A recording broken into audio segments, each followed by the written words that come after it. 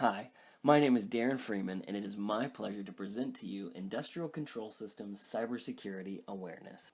Normally, when somebody says it's their pleasure to give a PowerPoint presentation, they're lying, but in my case, this is actually true. This is a training I've been wanting to do for a while, specifically focused at technicians, managers, and engineers that work with control systems, and cybersecurity is outside of their primary job responsibilities. You see, cybersecurity in an industrial control system needs their support in order to actually function. And in order to get their support, they really need to know, why should I care about this in the first place? So the point of this training is to give a high-level overview of cybersecurity in a control system. And I know training's not valuable unless it's remembered, so how about we make this memorable?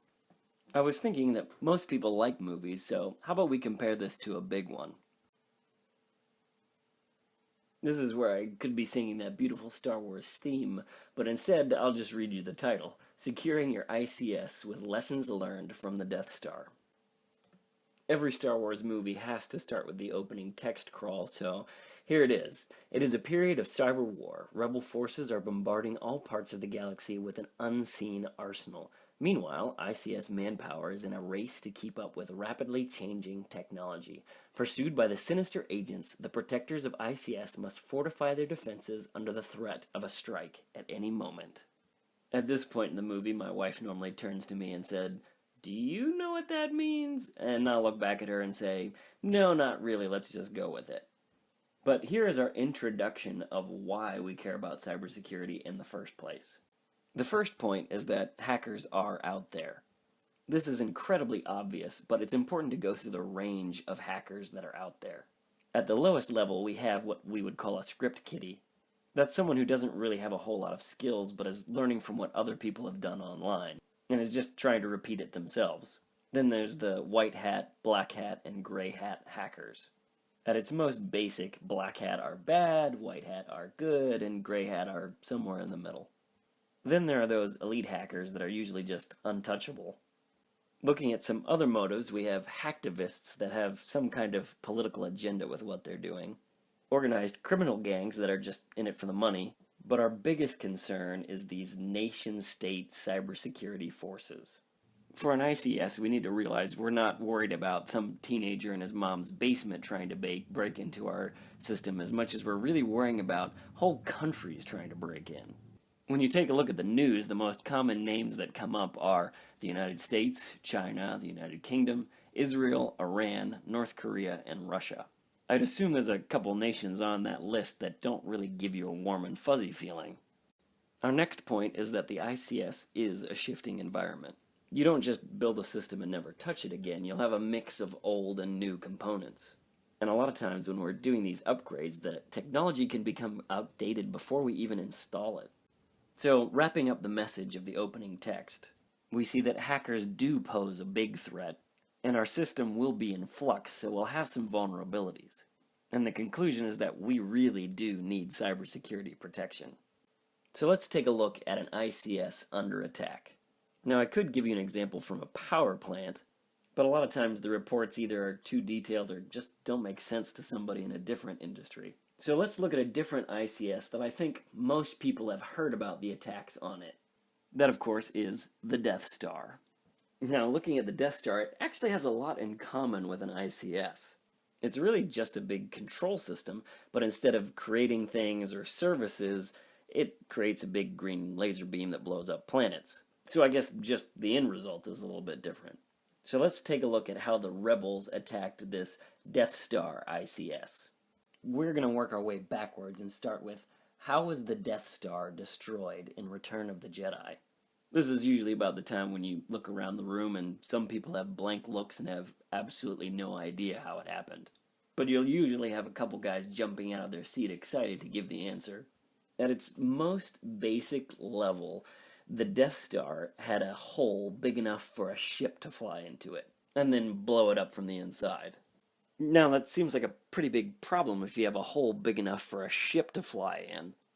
So why did the Death Star have such a big hole? Well, I think that's because all you need are energy shields. It's that outer layer protection that nobody can get by, right? So why would you need anything else?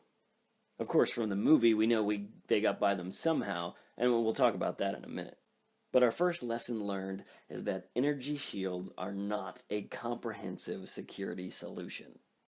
Looking at our real-world example, an air gap is not a comprehensive security solution either. An air gap is where a system has absolutely no connections to the internet. In order to get data onto the system, you'd have to use a USB drive or a CD and load it onto the system. Before you bring that media into the plant, you would scan it so you made sure that it had absolutely no viruses. Now, that sounds like bulletproof protection, but in my opinion, you're actually less secure. The air gap does make it more difficult for malware to make it to your system, but it also makes it more difficult for security updates to make it to your system. Worst case scenario, it seems like maybe some bad stuff will get in, but none of your confidential data should be getting back out, I wouldn't think. But there's been some cool studies of ways to beat the air gap. You have AirHopper and GSMEM. These manipulate the control system's built-in hardware to send data through electromagnetic signals to cell phones. And BitWhisper is a cool idea that actually causes the computer to overheat in a signal-type way in order for other computers to be able to read what it's saying. In truth, these examples of air-gap malware aren't going to break most control systems. But it's important to see that there are technical solutions to defeat them. And these three examples all came from the same university in Israel. And if we know about these, how many more don't we know about? So just having an air gap isn't enough. We really need layered protection, what we like to call in cybersecurity, defense in depth. So how did the rebels get past the energy shields? The technical answer is that the rebels blew up the shield generator on the planet the Death Star was orbiting. But the real answer is that they used a little bit of charisma and a whole lot of deception. The rebels first got onto the planet using a stolen transport shuttle and stolen clearance codes. So, to our Death Star ICS crew, we think these guys are coming through, but actually, it's these guys. But they used a whole lot more tricks than just that. When I look at the attack from a security level, in truth, Han Solo had no military strategy whatsoever. He was just tricking his way through it all. He started by using these little bears to distract the army. He even goes so far to use the old tap you on the shoulder trick and run away. And when he gets locked out, he just tries to hotwire the door. So, our second lessons learned is that if an area is designated as secure, people will try anything to gain access. In the real world, the phrase we use for this kind of attack is social engineering. This may just seem like con artist tricks, but truly this is the way that an attacker will initially get past the air gap. So let's go over the common examples of social engineering. Let's start with phishing. I'm sure you've heard of those emails that say something like, "I'm a princess from Alderaan and I just have so much money. But I need your help to get to it. If you would just give me your bank account information, I would give you some of it." It's kind of surprising these emails are still around, but it just shows that people are still falling for it. But these attackers are just trying to get the low-hanging fruit. When we're thinking about attacks from elite hackers or nation states, now they're probably doing something a little bit more complex. What if you got an email from your vendor specifically addressed to you claiming there's a new software update? All you gotta do is click the link. You've probably already clicked the link before you've stopped to think, hey, wait a second, is this email even legitimate? In a large company, there's just no way around it. Somebody is going to click that link. Next, we'll look at baiting and the watering hole attack. For baiting, the common example is that you'll find a random USB stick in the parking lot and it'll say something on it like, company financials for Q4. An attacker is expecting somebody to pick that up and say, hey, this is insider information from my CEO and I want to be on the cutting edge. Let's plug this into my computer and see what it's all about. And as soon as you plug it in, your fiscal outlook looks pretty bad because you just plugged in a virus. Now, for me, I'm an engineer, and I'm not really interested in a USB stick that says something about financials. So I probably wouldn't even pick it up. I'd just throw it away to keep the information confidential. But What if instead I'm walking through the company parking lot and I see a USB stick that is the exact make and model as the USB stick that we use in our secure area? It even has our company logo etched in it in the right way that I'm expecting. Now, I'm going to assume one of my buddies accidentally dropped this in the parking lot, and I'm going to take it and give it to the people that need it. Are they just going to throw it into a box with a bunch of other of these? Is this thing going to get plugged in at any point? Who knows? That's a much better attack. Taking a look at the watering hole attack, this is the reverse of phishing. Instead of the attacker sending the link to you, they're hacking the vendor, updating the link there, and hoping you come to the link. This is where you really need to check any software that you're downloading instead of just taking it as gospel truth. Next, we'll move on to pretexting. It's kind of like a face-to-face version of phishing. This is where somebody comes to you or calls to you claiming to be somebody incredibly important, your boss's boss, and I need access right now, so just circumvent everything and get that to me. Anytime anybody's telling you to break cybersecurity policies and procedures, somebody's gonna get in trouble. Just try and make sure it's not you. Next, we have attacks that come through third-party contractors and supply chain. Most control systems I know have a great staff that have it all under control when we're running in normal operations. But when something breaks or is being upgraded, then usually you're going to have quite a bit of staff that's coming onto site that's not your normal people. So the question becomes, how much are you holding them to the same cybersecurity standard? One of the great examples was when there's this huge news story where there's a big data breach at Phasio Mechanical Services. Most of you probably have never heard of Phasio Mechanical Services, but they just so happen to be one of the subcontractors to Target.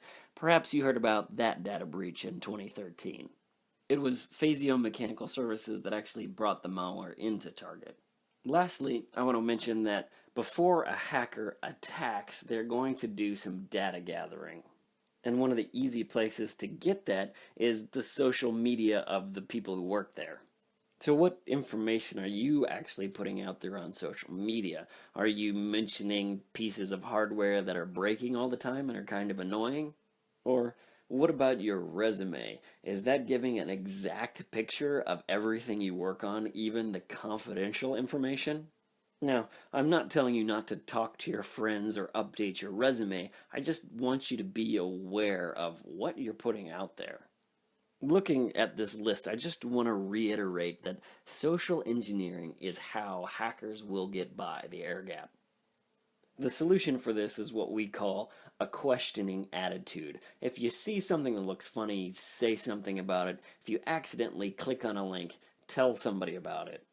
The truth is, you're not going to get fired for a cybersecurity incident because cybersecurity isn't your job, but I'm going to get fired for a cybersecurity incident.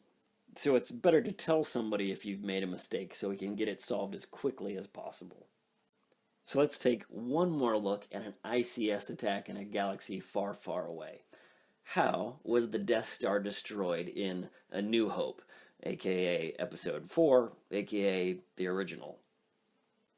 Well, Luke shot a photon torpedo into the thermal exhaust port. This is kind of like stuffing a banana in the exhaust pipe of your car. You need an exhaust pipe, and it is vulnerable, but you can't get rid of it. So our lesson learned number 3 is to protect the holes. In the real world example, this is where our cybersecurity tools come into play. This is where most people see cybersecurity, and quite frankly, they don't really want to because it's just making their job harder. Or take a longer time. I want to explain these tools to you because there is a short-term hassle, but that causes long-term benefits. It's worth taking 5 minutes up front in order to prevent your ICS from going down later. Where I come from, when an ICS goes down, that's going to cost you $1 million a day. Cybersecurity tools basically come in 2 varieties. We have tools for prevention and we have tools for detection. We'll start with the prevention tools because that's where most people feel the pain. Antivirus is the most basic and you probably have it on your home computer. It's the most common cybersecurity tool, but it's really not that valuable. It's just catching the low-hanging fruit that has an obvious cybersecurity signature. That shows it's bad. The next step up is whitelisting. This is where you have a list of approved programs, and these are the only programs that your system will allow to run. This is great for a control system because you probably have a really good idea of what should run, and so you can block absolutely everything else out. The problem is when you're trying to update your system, usually this can get in the way. So you have to know what you're doing in order to update your whitelist properly. Next, we have device control, and this blocks any hardware devices that you would try and connect to the system. This is the one I get the most complaints about. Why can't I plug in my USB? Or this DVD's not working like it's supposed to. Our expectation in normal operation is that nothing new should be going on the plant, so I'm going to be stopping you if you're trying to do that. And if you just talk to me first, we can work it out and make it so it works. Next, we have file integrity monitoring, which goes a step beyond whitelisting, and that's just looking at the high-level programs, and it's also checking to make sure nothing is being changed in the files underneath. I'm sure we'll need to work together to make sure this thing is configured properly, so I'm not blocking you from doing what you need to do, but I'm also protecting the critical stuff. And lastly, but probably most obviously, is patching. We need to keep the system up to date, and that means I'm going to have to come on quite often and update your system. It might seem silly to need so many updates, but usually the best malware is attacking a hole that had been patched years ago.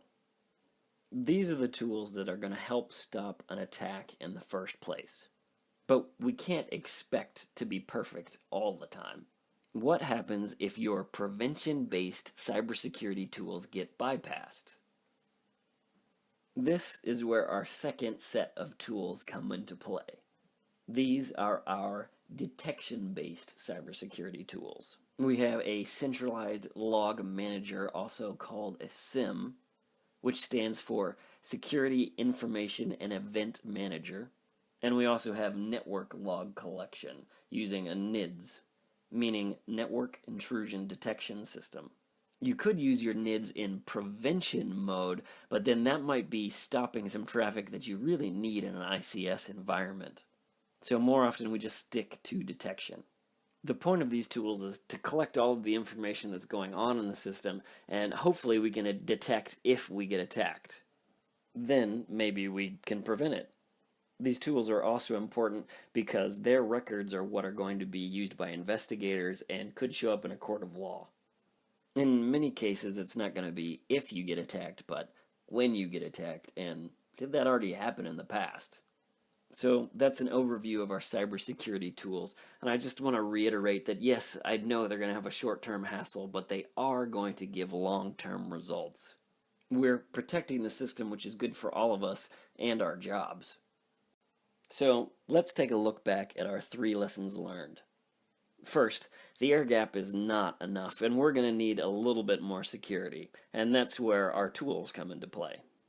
And secondly, be aware of social engineering. If something doesn't look right, say something about it. And lastly, please help me utilize these cybersecurity tools. I know they can feel like they're confining to you and they're preventing you from doing anything that you want to do. But truthfully, they're protecting the system and us and helping the whole thing work longer. And I have to end with this. If you've got nothing left, well, may the force be with you.